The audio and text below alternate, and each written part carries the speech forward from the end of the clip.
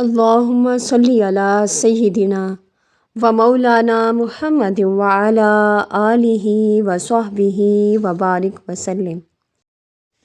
عام طور پر دو چیزیں گناہ اور اللہ تعالیٰ کی نافرمانی کا باعث بنتی ہیں، ایک نفس کی بڑھتی ہوئی خواہش اور اس کی سرکشی، دوسرا شیطان کا مکر و فریب۔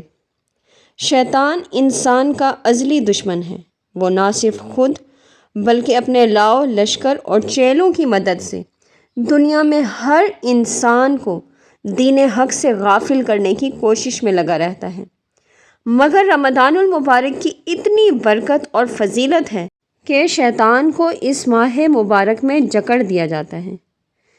ترمذی اور السنن میں ابواب الصوم میں حضرت ابو ہریرہ رضی اللہ تعالی عنہ سے روایت ہے کہ حضور نبی اکرم صلی اللہ علیہ وآلہ وسلم نے فرمایا، جب ماہ رمضان المبارک کی پہلی رات ہوتی ہے تو شیطانوں اور سرکش جنوں کو بیڑیاں پہنا دی جاتی ہیں اور جہنم کے دروازے بند کر دیے جاتے ہیں، اور ان میں سے کوئی دروازہ کھولا نہیں جاتا جبکہ جنت کے دروازے کھول دیے جاتے ہیں اور ان میں سے کوئی بھی دروازہ بند نہیں کیا جاتا۔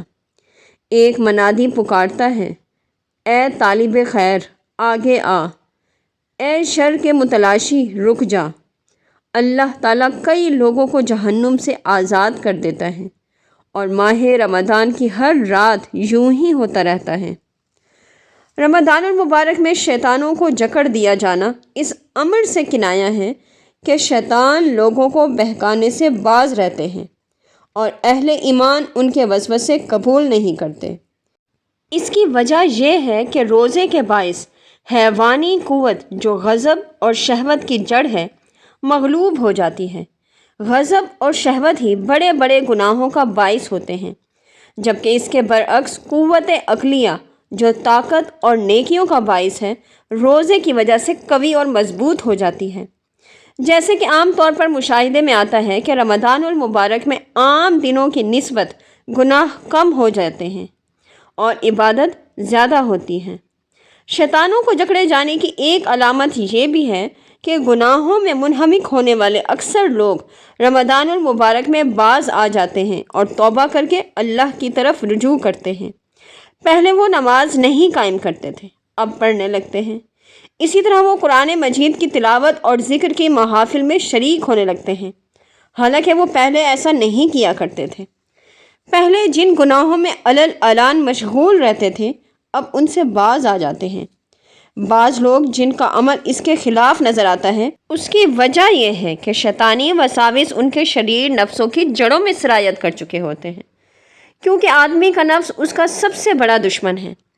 اور اگر کوئی یہ کہے کہ زمانے میں شر تو موجود ہے اور گناہ بھی مسلسل ہو رہے ہیں تو پھر شیطان کے جکڑنے کا کیا فائدہ؟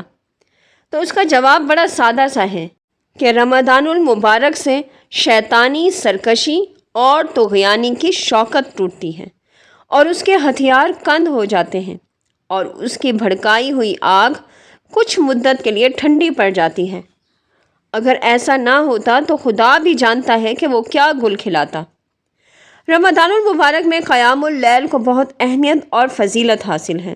حضور نبی کریم صلی اللہ علیہ وآلہ وسلم کا معمول مبارک تھا کہ آپ صلی اللہ علیہ وآلہ وسلم رمضان المبارک کی راتوں میں تواتر اور کثرت کے ساتھ نماز، تسبیح و تہلیل اور قرأت قرآن میں مشغول رہتے۔ حضرت ابو ہریرہ رضی اللہ تعالی عنہ سے روایت ہے اور اسے ترمذی الجامع الصحیح ابواب الصوم میں روایت کیا گیا ہے کہ حضور نبی کریم صلی اللہ علیہ وآلہ وسلم صحابہ کرام کو فرضیت کے بغیر قیام رمضان کی ترغیب دیتے تھے۔ آپ صلی اللہ علیہ وآلہ وسلم فرماتے، من قام رمضانا ایمانا و احتسابا غفر لہ ما تقدم من ذنبہ۔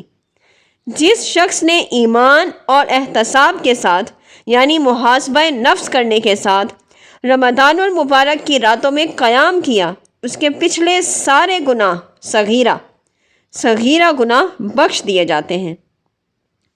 اس حدیث مبارکہ سے بخوبی واضح ہو جاتا ہے کہ رمضان المبارک کی راتوں میں قیام کو بہت اہمیت حاصل ہے۔ رمضان المبارک میں نماز تراویح بھی قیام اللیل کی ایک اہم کڑی ہے، جسے قیام رمضان سے تعبیر کیا جاتا ہے۔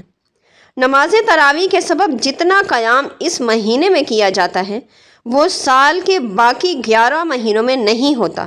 اس سے منشأ ایزدی یہ ہے کہ بندہ رمضان المبارک کی راتوں کو زیادہ سے زیادہ اس کے حضور عبادت اور ذکر و فکر میں گزارے اور اس کی رضا کا سامان مہیا کرے، اس لیے کہ رمضان المبارک کی بابرکت راتیں شب بیداری کا تقاضا کرتی ہیں، کیونکہ روایات میں ذکر کیا جاتا ہے کہ اللہ تعالیٰ رمضان المبارک کی راتوں کو آسمان دنیا پر نزول اجلال فرما کر اپنے بندوں کو 3 مرتبہ یہ ندا دیتا ہے۔ اسے بہقی اور شعب الایمان میں بیان کیا گیا ہے۔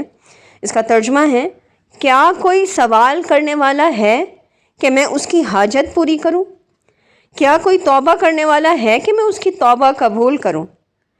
کیا کوئی مغفرت طلب کرنے والا ہے کہ میں اسے بخش دوں؟ رحمت پروردگار عالم رمضان المبارک کی راتوں میں سب کو اپنے دامن عفو و کرم میں آنے کی دعوت دیتی ہے، اور شومۂ قسمت کے انسان رحمت طلبی اور مغفرت جوئی کے بجائے رات کی ان گراں بہا ساعتوں کو خواب غفلت کی نظر کر دیتا ہے، جبکہ رب کی رحمت اسے جھنجھوڑ جھنجھوڑ کر پکارتی ہے، ہم تو مائل بکرم ہیں، کوئی سائل ہی نہیں، راہ دکھلائیں کسے، راہ روئے منزل ہی نہیں۔ یوں بد نصیب انسان غفلت کی نیند تانے یہ ساعتیں گزار دیتا ہے اور رحمت ایزدی سے اپنا حصہ وصول نہیں کرتا۔ حضرت جابر بن عبداللہ رضی اللہ تعالی عنہ بیان کرتے ہیں کہ رسول اللہ صلی اللہ علیہ وآلہ وسلم نے فرمایا کہ میری امت کو ماہ رمضان میں 5 تحفے ملے ہیں جو اس سے پہلے کسی نبی کو نہیں ملے۔ پہلا یہ کہ جب ماہ رمضان کی پہلی رات ہوتی ہے تو اللہ تعالیٰ ان کی طرف نظر التفات فرماتا ہے، اور جس پر اللہ تعالیٰ کی نظر پڑ جائے اسے کبھی عذاب نہیں دے گا۔ دوسرا یہ کہ شام کے وقت ان کے منہ کی بو اللہ تعالیٰ کو کستوری کی خوشبو سے بھی زیادہ اچھی لگتی ہے۔ تیسرا یہ کہ فرشتے ہر دن اور رات ان کے لیے بخشش کی دعا کرتے رہتے ہیں۔ چوتھا یہ کہ اللہ عز و جل اپنی جنت کو حکم دیتے ہوئے کہتا ہے کہ میرے بندوں کے لیے تیاری کر لے اور مزین ہو جا، قریب ہے کہ وہ دنیا کی تھکاوٹ سے میرے گھر اور میرے دامن رحمت میں پہنچ کر آرام حاصل کرے۔ اور پانچواں یہ کہ جب رمضان المبارک کی آخری رات ہوتی ہے تو ان سب کو بخش دیا جاتا ہے۔ بہقی اور شعب الایمان میں روایت ہے کہ ایک صحابی رسول صلی اللہ علیہ وآلہ وسلم نے جب ان 5 انعامات کو سنا تو عرض کیا، کیا یہ شب قدر کو ہوتا ہے؟ تو آپ صلی اللہ علیہ وآلہ وسلم نے فرمایا، نہیں، کیا تم جانتے نہیں ہو کہ جب مزدور کام سے فارغ ہو جاتے ہیں تب انہیں مزدوری دی جاتی ہے۔ رمضان المبارک امت مسلمہ کے لیے یہی پیغام لاتا ہے کہ ہم جہاں کہیں بھی ہوں ایک دوسرے کے لیے رحمت اور شفقت کا پیکر بن جائیں، دوسروں کی ضرورتوں کا بھی اسی طرح احساس کریں جس طرح اپنی ضرورتوں کو محسوس کرتے ہیں۔ رمضان المبارک ہمیں اپنے نادار، مفلس، فاقہ کش، تنگ دست مسلمان بھائی بہنوں جن کے پاس اتنی طاقت نہیں ہے کہ وہ لباس اور طعام خرید کر اپنا اور اپنے بچوں کا تن ڈھانپ سکیں اور ان کا پیٹ پال سکیں، ان کی ضرورتوں کا خیال رکھنے کی تعلیم دیتا ہے۔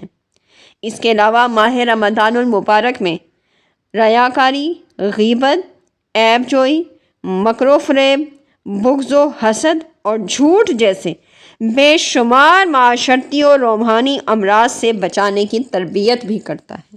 سبحان اللہ، وما علینا الا البلاغ المبین۔